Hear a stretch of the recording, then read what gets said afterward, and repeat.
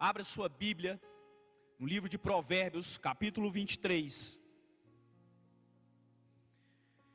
Provérbios, capítulo 23.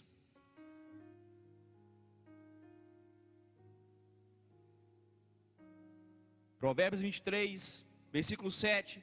A primeira parte desse versículo diz assim: porque como você pensa na sua mente, assim você é. Fácil decorar Provérbios 23, 7. Porque assim como você pensa na sua mente, assim você é. E essa é uma revelação tremenda. É uma revelação que hoje os psicólogos, os coaches estão trabalhando isso, mas a palavra de Deus, através do grande Salomão, inspirado pelo Espírito Santo, já trazia essa revelação. Que assim como nós pensamos em nossa mente, assim nós somos. Nós sabemos, irmãos, que as pessoas elas são movidas por crenças. Nós somos movidos e motivados pelas crenças que nós temos. Se eu creio que algo é possível, se eu posso alcançar alguma coisa, eu corro atrás desse objetivo para conquistá-lo. Se eu creio que eu não consigo chegar nesse objetivo, eu me auto-saboto. Eu deixo de correr atrás daquele objetivo, daquele sonho, porque eu acredito que eu não sou capaz de alcançar aquele objetivo. E nós baseamos todas as nossas decisões em crenças. Se eu creio que eu consigo chegar perto daquela moça quando eu sou jovem, conversar com ela, eu tenho confiança e vou conversar com ela. Se eu acredito que ela é muita areia para o meu caminhão, eu falo assim, não é possível, eu não vou conseguir. E eu me retraio e não chego perto da moça. E às vezes ela está doida para você chegar perto dela. Se eu tenho um sonho, não, eu quero ser médico, eu vou estudar muito para passar no vestibular de medicina. Ou eu posso colocar na minha cabeça, não, eu não sou capaz de ser médico, porque medicina é muito difícil. E eu já abandono o meu sonho e falo assim, não, eu não consigo, isso não é para mim. Isso é para outra pessoa, mas não é para mim. E eu me auto-saboto e eu deixo de estudar profundamente para passar no vestibular de medicina. E isso é em todas as áreas da nossa vida. Então todo ser humano da face da terra, seja brasileiro, americano, chinês, japonês, africano, todo ser humano na face da terra, ele é movido por suas crenças. E ele consegue enxergar a vida, então, de acordo com as 3 crenças nucleares. E o que são as 3 crenças nucleares? Quando eu falo 3 crenças nucleares, todos os psicólogos e psicólogas já sabem o que eu quis dizer. Essas 3 crenças nucleares também são conhecidas como as 3 crenças limitantes. E são as 3 formas como vemos o mundo. São as 3 lentes que existem que você enxerga o mundo. Pastor, você está dizendo que eu enxergo o mundo através de uma dessas 3 lentes, desses 3 óculos? Sim. Você provavelmente, 99% da população, enxerga o mundo através de uma dessas 3 lentes. E você, ao longo da mensagem, provavelmente irá se identificar com uma dessas 3 lentes.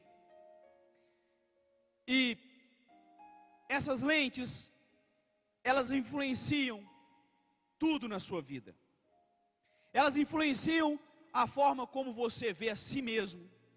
Ela influencia a forma como você vê o outro. E ela influencia a forma como você vê o mundo. Então, a forma como eu enxergo as coisas, dependendo da lente que eu tenho sobre os meus olhos, eu influencio tudo.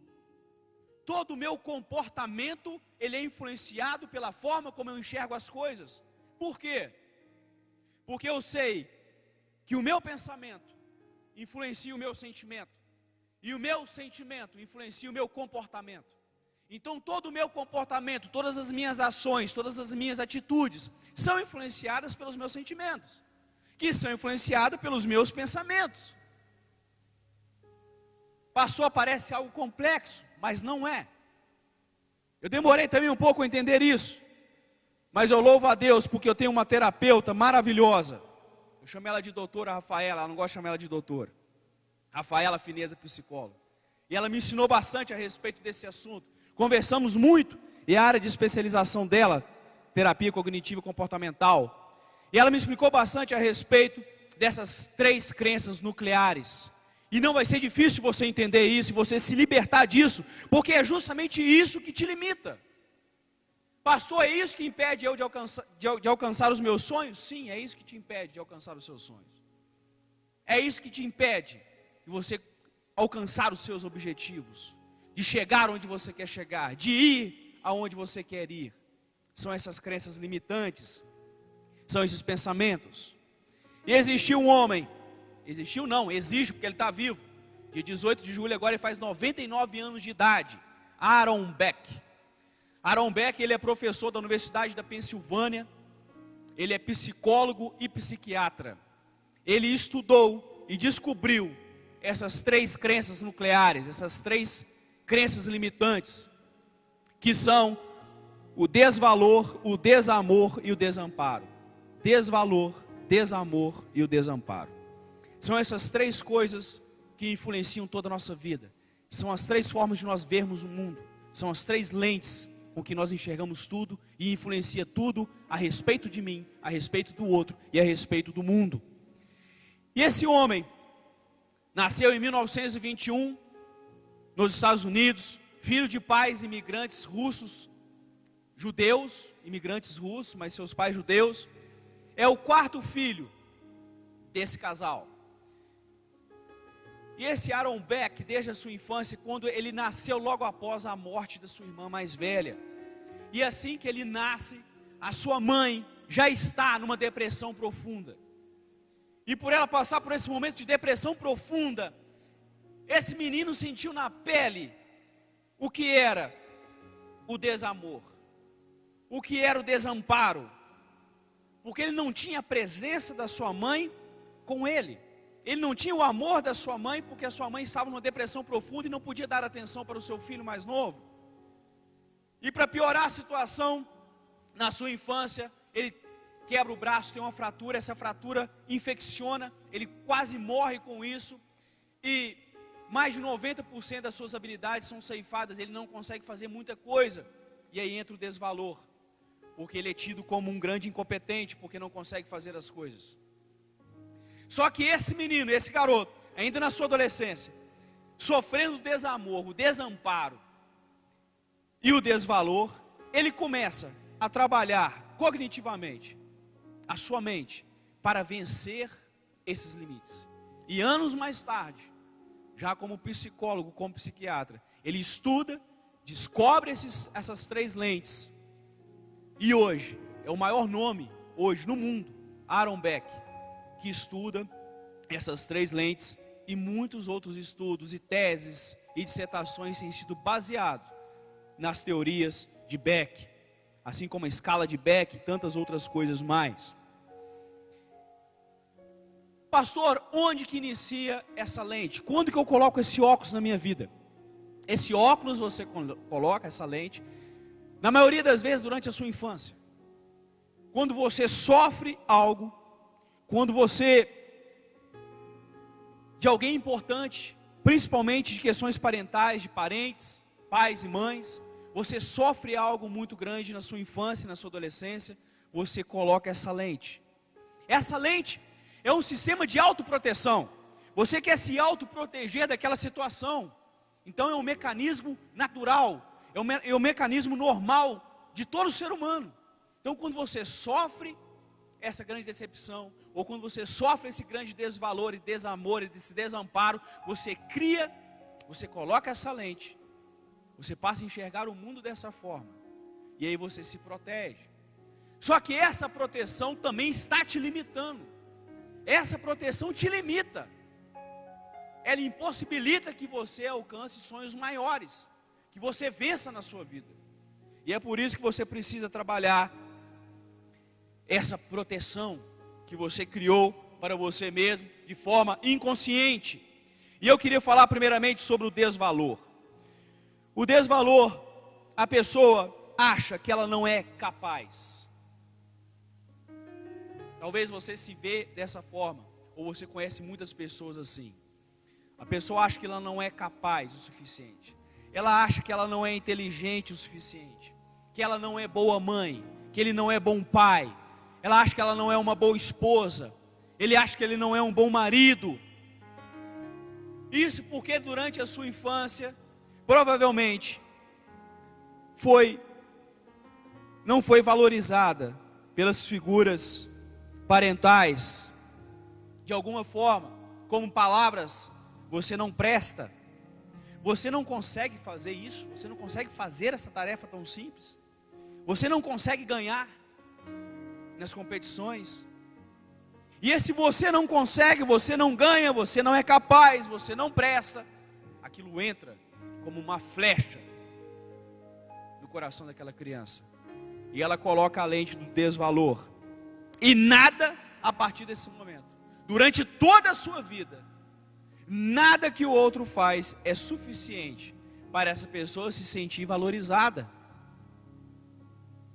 Pastor, eu me sinto assim. Eu conheço muitas pessoas assim. Por quê? Porque ele acha que não merece. De alguma forma ele não merece, ele não sabe por quê, mas ele não merece. Eu conheci uma mulher assim. E essa mulher, formada, mãe, ela falou: pastor, eu não consigo colocar preço no meu trabalho. Eu sempre cobro mais barato do que o mercado. E às vezes eu até perco oportunidade por causa disso. Eu falei assim: mas por que você cobra mais barato do que o mercado cobra? Do que as outras pessoas, os profissionais cobram? Ah, porque eu acho que o meu preço não vale isso. Mas por que, se você estudou como as outras pessoas, se você se formou como as outras pessoas, você se especializou como as outras pessoas? E aí, conversando com essa mulher, nós descobrimos que foi durante a sua infância. Porque a sua mãe falava: você não consegue ajudar os seus irmãos, você não presta nem para fazer uma coisa para o seu irmão, para a sua irmã, você não presta nem para poder fazer uma comida, para poder arrumar uma casa. E aquele que você não consegue, você não presta. Aquilo entrou como uma flecha no coração dessa mulher. E anos se passaram, se formou, se tornou profissional, mãe, e não consegue se valorizar. Acha sempre que é inferior a outra pessoa, e faz de tudo para que a outra pessoa valorize. Só que tudo que a outra pessoa fizer não será suficiente para ela se sentir valorizada. Isso é algo terrível. Um outro ponto nós queremos ver, que não podemos nos delongar.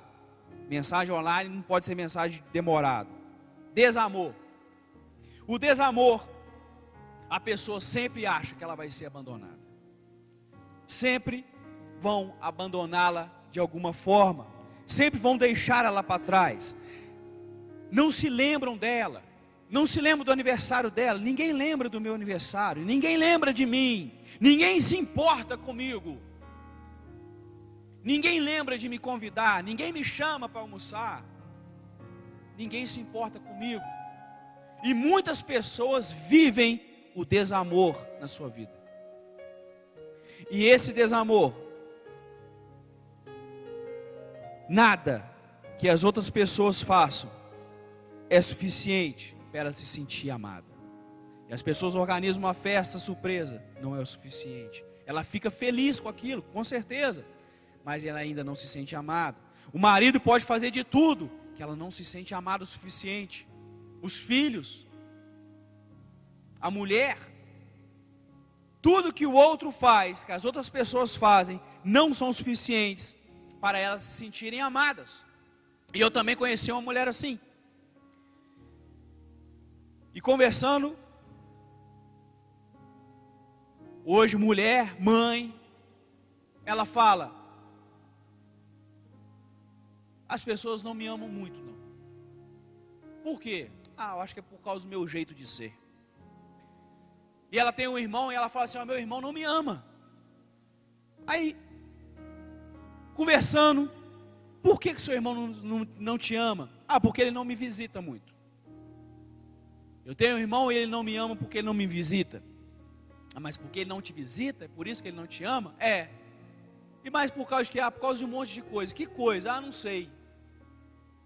Porque não existe um motivo para com que essa pessoa pense que o seu irmão não a ama, mas por ela ter criado desamor durante a sua infância, ela acredita que o seu irmão, que as outras pessoas não amam. E aí você começa a trabalhar com essa pessoa, mas espera aí, para você sentir que ele te ama, quantas vezes deveria te visitar? Já que ele mora em outra cidade? Ele tinha que vir pelo menos de 2 em 2 meses. Interessante. Mas de 2 em 2 meses, ele vai na casa de quem de 2 em 2 meses? De ninguém. Então significa que ele não vai em outras pessoas, não é porque ele não te ama, ou porque ama o outro, porque ele não faz isso com outras pessoas. E às vezes nós queremos que as pessoas façam aquilo que está no nosso coração. Irmão, irmã, cada ser humano é um ser humano em particular. Você não pode imputar as suas verdades, as suas crenças, na crença das outras pessoas. E quando você começa a perguntar para essa pessoa e trabalhar as pessoas, ela começa a perceber que, peraí, não é porque o meu irmão não me ama. Mas conversando com essa mulher, nós descobrimos que durante a sua infância, quando o seu irmão nasceu, ela se sentiu menos valorizada. Isso é muito comum entre irmãos mais velhos.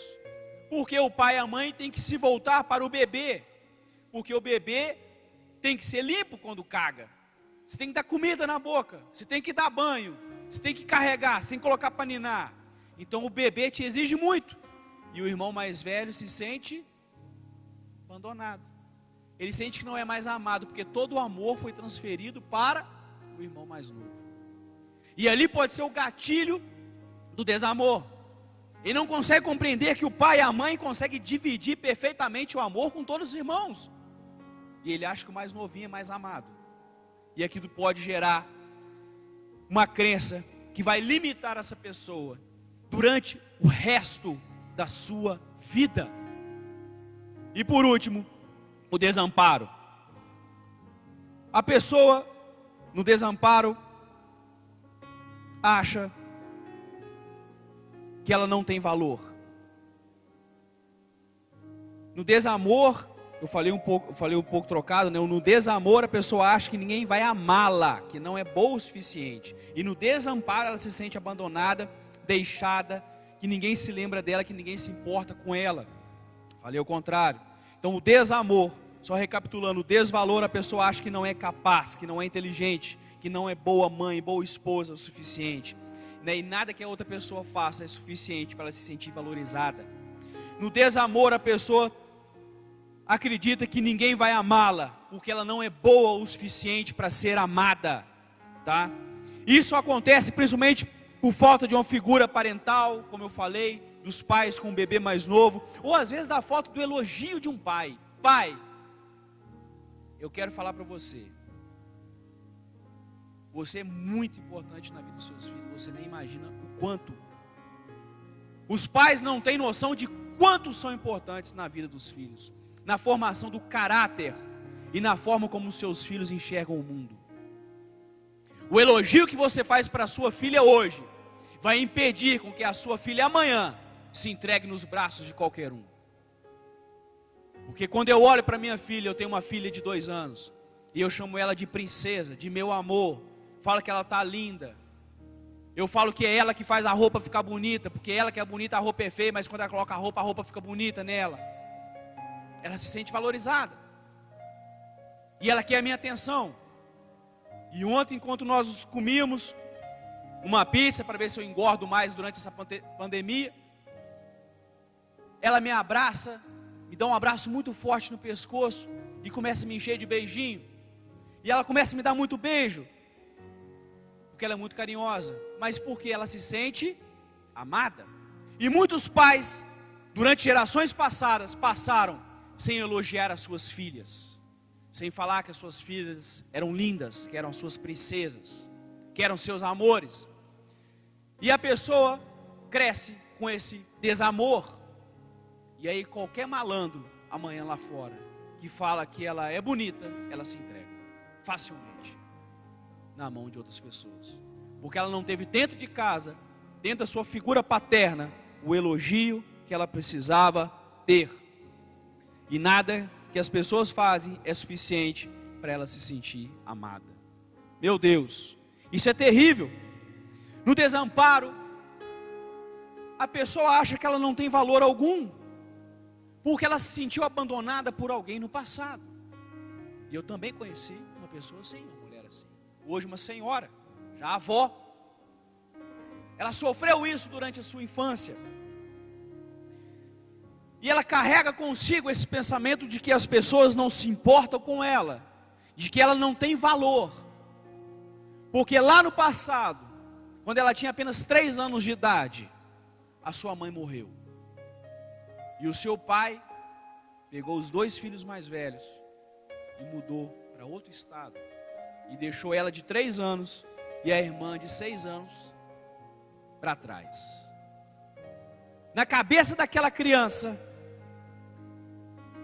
como forma de proteção, ela cria o pensamento: eu não tinha valor o suficiente para o meu pai me levar. Eu não valia o suficiente, por isso eu fui deixada para trás. E aí, em vez de olhar para o pai, o porquê que o pai foi, e porquê que o pai não tinha condições de levar, porque ele achou que deixando seria melhor para aquela criança, a criança coloca na cabeça que ela não tem valor o suficiente. E ela cresce com essa ótica ao longo de toda a sua vida.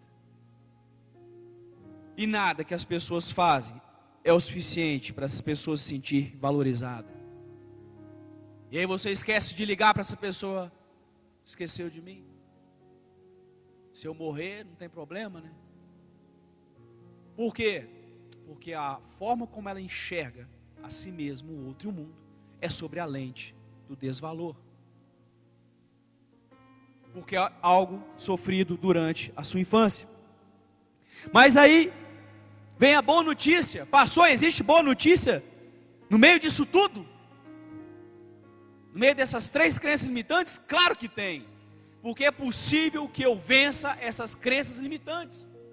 É possível que eu retire essa lente, esse óculos, e jogue esse óculos fora. Ou é possível ao menos que você diminua o grau dessa lente. Porque a saúde emocional que você vive depende do grau dessa lente. Se essa lente é um grau muito baixo, você tem uma saúde emocional melhor. Se essa lente tem um grau maior, você tem uma saúde emocional pior. Então a sua saúde emocional é diretamente ligada pelo grau que essa lente tem. Você pode ir ao ponto dessa lente não ter grau nenhum e o seu óculos ser como um óculos escuro, só para você curtir a vida. Esse é o ideal. Você não precisa de lente mais. Pastor, como eu posso trabalhar essa quebra dessas crenças limitantes na minha vida? Como que eu vou retirar essa lente? Como que eu vou reprogramar os meus pensamentos? Ou, numa linguajar muito mais atual, ressignificar o seu mindset. Falei como um coach agora. Ressignificar o seu mindset nada mais é que você reprogramar o seu pensamento. Nada mais é que você compreender a palavra de Deus, que nós iremos citar em Romanos 12:2. Mudança de metanoia, de mente. O Senhor já nos ensinava isso há milênios atrás. O que é desenvolvido hoje por coaches, psiquiatras, psicólogos, o nosso Senhor já nos ensinava há milênios. Passou, como que eu vou reprogramar a minha mente? Como que eu vou ressignificar? Ou seja, algo que não tinha importância passa a ter. Algo que era ruim passa a ser bom. É possível ressignificar esse mindset, esse pensamento, mudar a minha mente? Claro que é. Existem 2 passos, 2 caminhos. O primeiro caminho é você fazer um acompanhamento terapêutico psicológico, que é bom. Muitas pessoas fazem, ajuda muitas pessoas. E eu quero indicar a Rafaela Fineza, psicóloga, Nayara, psicóloga, Elisa, psicóloga, muitas psicólogas aqui na igreja. E compreendem isso e sabem trabalhar isso através de técnicas para que você diminua o grau da sua lente e você se liberte dessa lente. Um caminho é esse, a terapia psicológica. E é possível que você melhore muito a sua lente. Você até mesmo abandone essa lente, essa forma de enxergar o mundo. O segundo passo, ou o segundo caminho, é mais simples para algumas pessoas. Eu acredito ser um caminho mais abençoado. Não que a terapia não seja, porque ela abençoa muitas pessoas, e eu sei disso, porque minha esposa faz terapia com muitas pessoas e ajuda muitas pessoas. Mas o outro caminho é você entender que existe um Senhor que olha para você, que te dá valor, que te ama e nunca te desampara.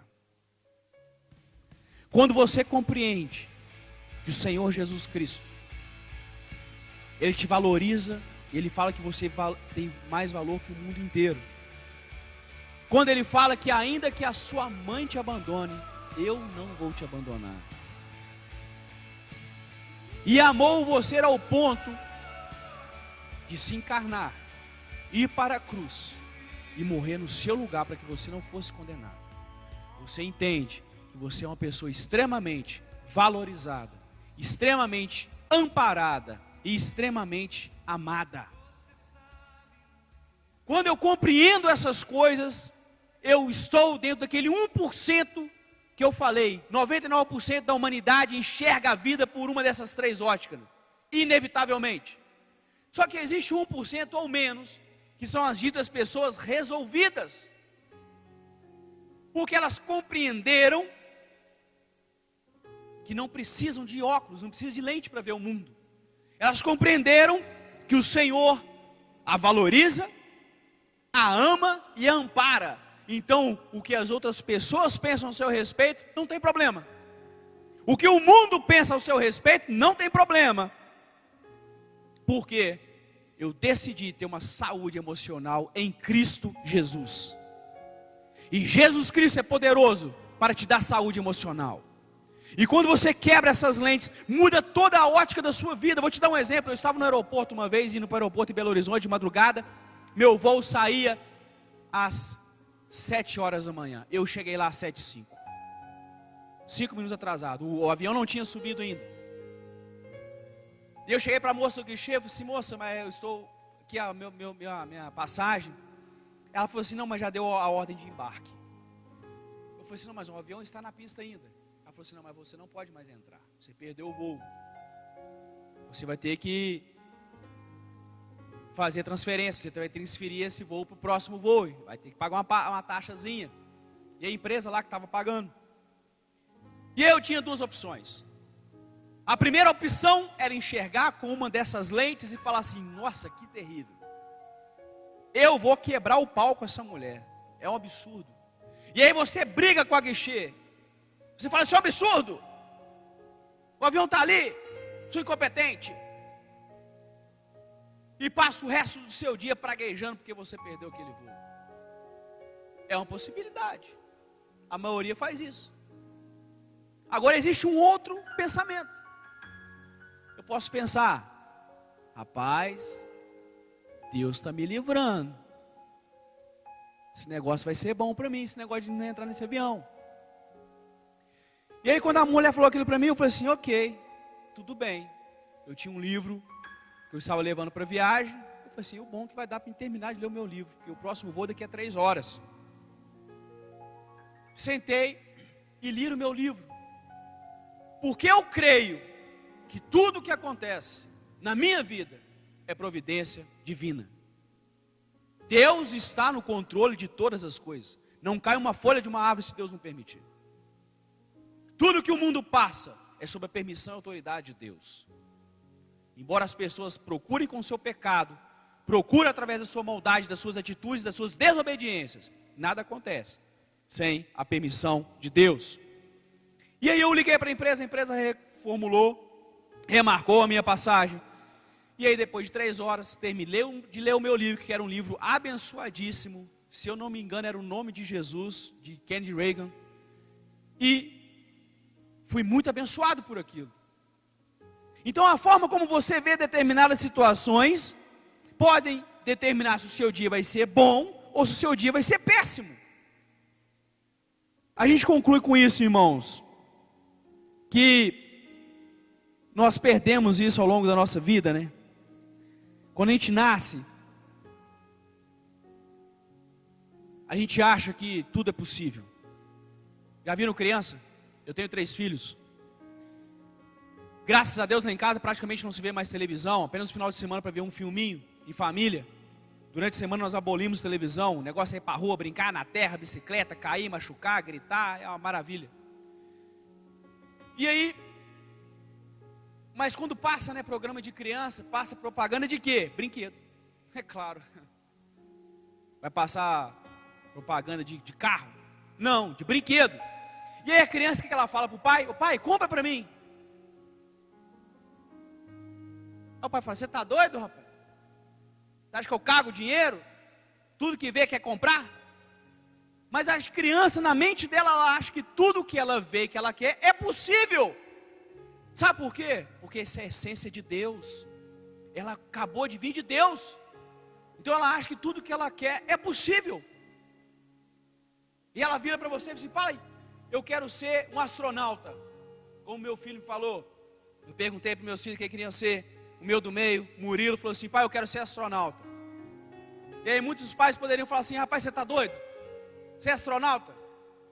Isso é uma pessoa em 1 bilhão de pessoas que viram astronautas. Isso não existe. Tira isso da cabeça. Vai caçar uma outra profissão? Vai caçar ser engenheiro igual seu pai? Mas não, foi assim, cara. Eu falei assim, rapaz, que legal. Você quer ser astronauta? Eu falei assim, quero, pai. Eu falei assim, rapaz, você sabe que quando eu era criança, eu também tinha vontade de ser astronauta? Falei com ele. É, pai, é. Só que eu não consegui. Mas você pode conseguir. E se você for astronauta, eu quero que você tire uma foto bem bonita da Terra lá de fora para mim. Que eu acho aquela imagem maravilhosa do mundo. Eu quero que você tire a foto e manda para mim, tá bom? Tá bom, pai. Eu tiro sim.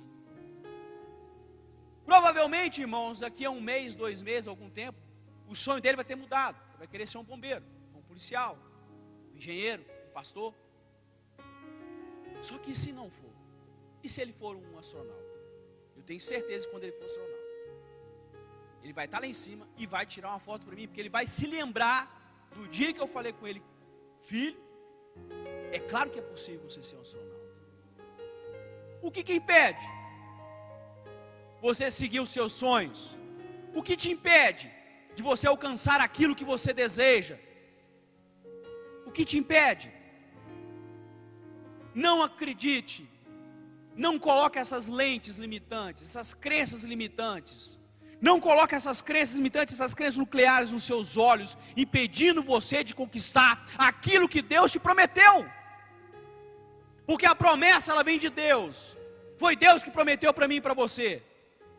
Não foi uma outra pessoa, foi a própria palavra de Deus. E é aqui que eu quero me ater, porque ao longo, à medida que nós vamos crescendo, os nãos vão podando essa essência divina, de que eu posso, de que eu quero e posso ter, ou posso ser, eu posso ser o que eu quiser, eu posso ter o que eu quiser.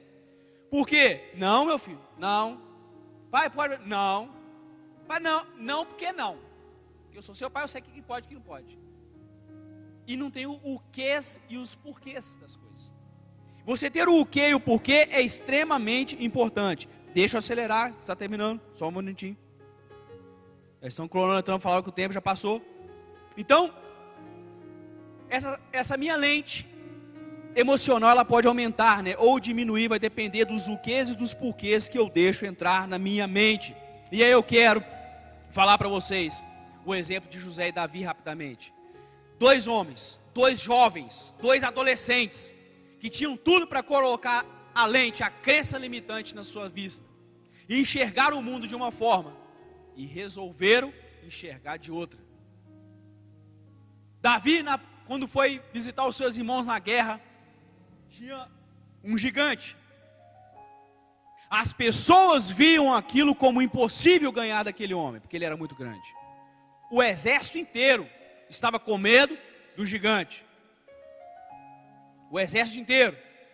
O rei falou assim: rapaz, você está doido?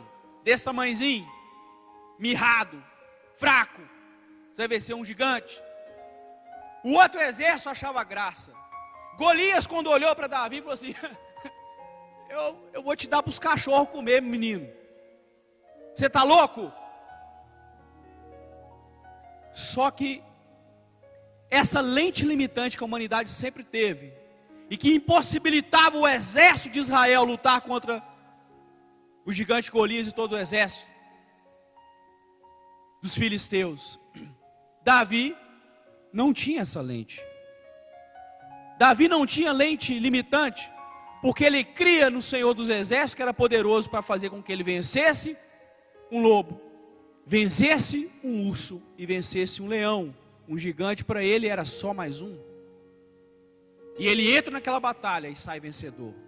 Ele conquista a vitória. Por quê? Porque ele cria na sua vitória. Ele cria na força que ele tinha, no poder e na autoridade que ele tinha no Senhor dos Exércitos. Essa é a diferença que irá fazer na sua vida, se você crer no poder do Espírito Santo de Deus na sua vida. Poderoso para te levar onde você sonhou. José também passou por momentos difíceis durante a sua infância, durante a sua adolescência. Invejado pelos seus irmãos, foi vendido como escravo.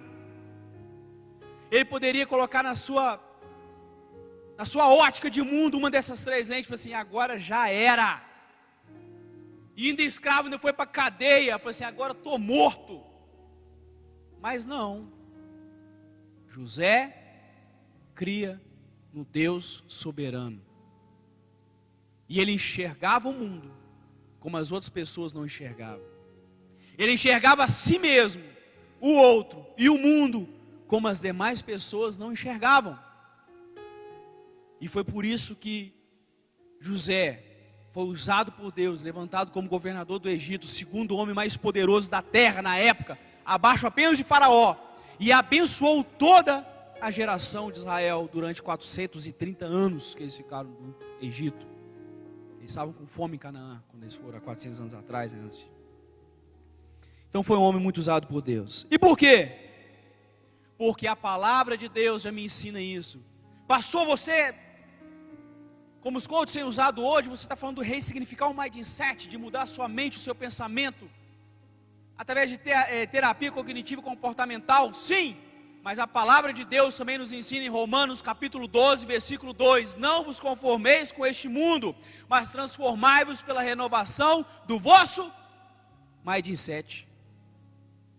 Fosse uma tradução mais atualizada, para a renovação do vosso pensamento, da vossa mente. Porque os meus pensamentos vão influenciar os meus sentimentos vão influenciar as minhas atitudes. Tudo que eu faço ao longo da minha vida, como eu me comporto com as outras pessoas, no trabalho, a respeito dos meus sonhos, dos meus objetivos, estão diretamente ligados à minha mente. E é por isso que nós lemos Provérbios 23:7, diz: porque assim como você é na sua mente, assim você é. Você é aquilo que você pensa ser. Você precisa ser transformado pela renovação do vosso entendimento, do seu pensamento, metanoia, do grego. Você precisa mudar a sua mentalidade, porque a partir do momento que você mudar a sua mentalidade, você vai entender que você vai onde a Bíblia diz que você vai. Você é aquilo que a Bíblia diz que você é. Por isso que existe aquela música maravilhosa: eu sou o que a Bíblia diz que eu sou. Eu tenho o que a Bíblia diz que eu tenho, e eu vou aonde a Bíblia diz que eu vou, em nome de Jesus. Que isso seja uma verdade na sua vida, que você não se limite, que você não viva amargurado, que você não viva se protegendo contra algo que não existe, limitando a sua vida, as suas vitórias, as suas conquistas. Creia que Deus, Ele é poderoso para te levar em lugares maiores.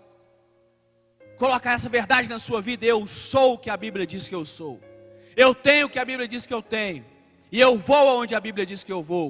Se eu sou o que a Bíblia diz que eu sou, a palavra de Deus diz que eu sou filho de Deus por adoção em Jesus Cristo. Portanto, eu sou filho de Deus. O mundo me pertence de cara. De cara, porque se Deus é o dono do universo, eu sou filho do dono do universo, então o mundo me pertence. Tudo pertence a mim. De cara, eu sou o que a Bíblia diz que eu sou. Eu tenho o que a Bíblia diz que eu tenho. O que a Bíblia diz que eu tenho? A Bíblia diz que tudo que pedires em meu nome, crendo, recebereis. Então eu posso ter tudo, se eu pedir ao Pai, crendo, e aquilo ali for bênção sobre a minha vida, eu tenho certeza que eu vou receber. Eu vou conquistar. E eu vou onde? A palavra de Deus diz que não há limite para os seus filhos. Não há limite para o seu povo. Que nós deveríamos ir por todo o mundo. Então onde eu vou? Até os confins do mundo. Até os confins da terra. Eu posso ir, porque é isso que a palavra de Deus me ensina. Que eu posso ir até os confins da terra, pregando o Evangelho de Jesus. Deus possa estar abençoando a sua vida, em nome de Jesus. Que essa palavra seja poderosa e possa mudar o seu pensamento, mudar a sua vida, em nome de Jesus.